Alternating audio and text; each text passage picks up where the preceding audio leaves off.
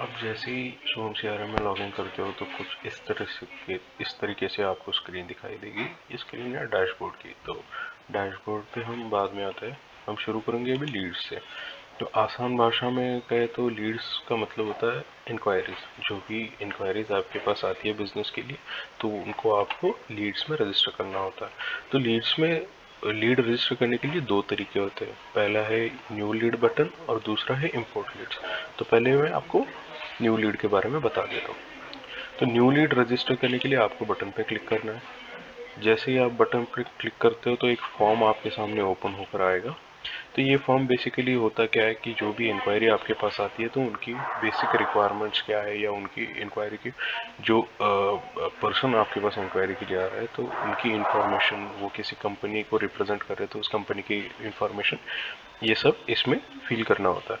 तो आप स्टार्ट करेंगे तो आपको दिखेगा यहाँ पे स्टेटस है। स्टेटस यानी कि लीड का स्टेटस होता है। ये लीड न्यू है। अगर आपको इनसे बातचीत करने के बाद पता चलता है कि ये इंटरेस्टेड है, या फिर जब आप उनको कॉल करेंगे तो उसके बाद आप लीड का स्टेटस कॉन्टैक्टेड कर सकते हो। अगर वो चाहते हैं, जो प्रॉपर्टी वो खरीदना चाहते हैं या रेंट आउट करना चाहते हैं, उस पर अगर वो पहले विजिट करना चाहते हैं तो आप स्टेटस साइट विजिट कर सकते हो। अगर उनके साथ आपके कुछ निगोशिएशन चल रहे तो निगोशिएशन में डाल दो। और फाइनली कस्टमर में डालोगे जब वो लीड आप कन्वर्ट कर दोगे, उनके साथ आपकी डील हो पाएगी, तब उस लीड को आप कस्टमर में कन्वर्ट कर देना। उस टाइम लीड का स्टेटस कस्टमर हो जाएगा। तो फिलहाल के लिए मैं अभी ये न्यू रख रहा हूँ। तो उसके बाद आते हैं सोर्सेस कि ये लीड किस सोर्स से आई है। सोशल मीडिया प्लेटफॉर्म से आई है, गूगल से आई है, या फिर खुद से चलकर आया है, वॉक इन आपकी वेबसाइट से आया है, या फिर किसी व्हाट्सएप से आया, या रेफरेंस से आया है किसी। तो फिलहाल के लिए हम वॉक इन रखते हैं।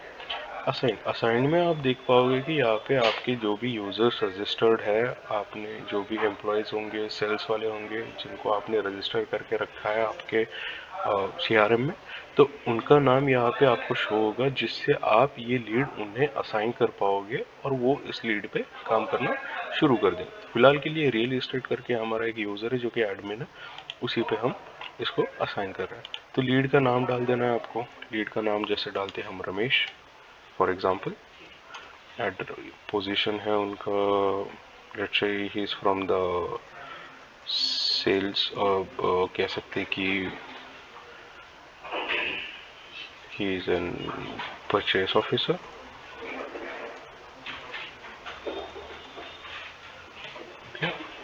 तो उनका एड्रेस डालना है।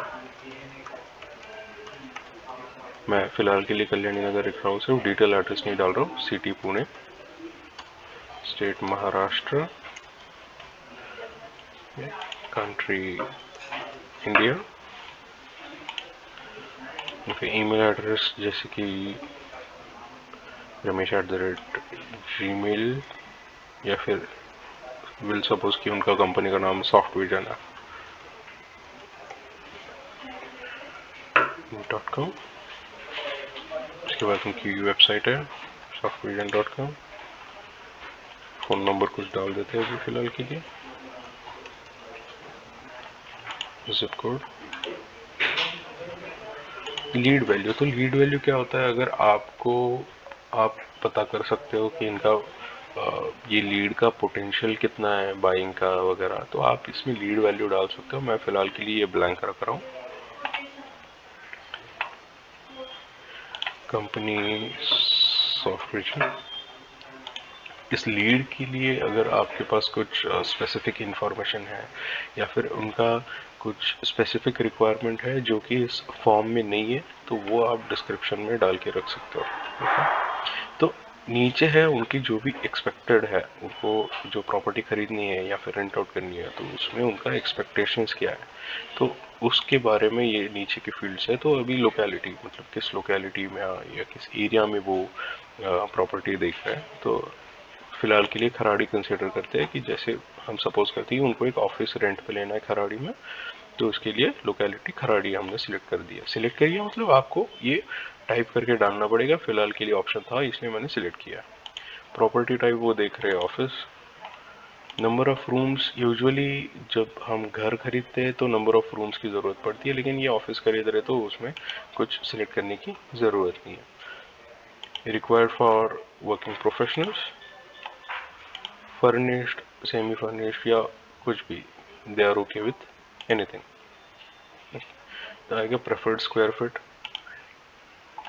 मोर than 2000 square feet. Gated society, ये फ्लैट्स के लिए मतलब रेजिडेंशियल प्रॉपर्टीज के लिए भी काम आ सकता है, और सेल्स कमर्शियल प्रॉपर्टीज है उसके लिए भी काम आ सकता है। तो फिलहाल के लिए करते हैं गेटेड यस। पोजीशन डेट, जब से उनको एक्सपेक्टेड है कि इस तारीख से हमको चाहिए या फिर ये हमारी एक्सपेक्टेड पोजीशन डेट होगी, तो वो हम इसमें डाल देते हैं। फिलहाल के लिए 1 जनवरी 2026 डाल देते हैं। बजट रेट, उनका बजट कितना है, मतलब अगर वो खरीद रहे हैं या फिर वो रेंट पे ले रहे, तो उनका टोटल बजट कितना है। रेंट पे ले रहे तो महीने का बजट कितना है या साल का बजट कितना है, या फिर अगर खरीद रहे तो उनका टोटल बजट कितना है खरीदने का, वो बजट रेंज आप इसमें डाल सकते हो। फिलहाल के लिए हम डालते हैं 40 से 50 लाख तक, 4 से 5 लाख तक।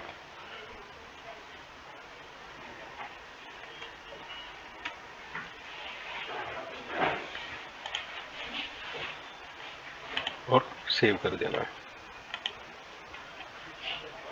तो जैसे कि आप देख सकोगे, आपकी एक लीड रजिस्टर हो गई है जिनका नाम रमेश है, और उनकी ये सब इंफॉर्मेशन है।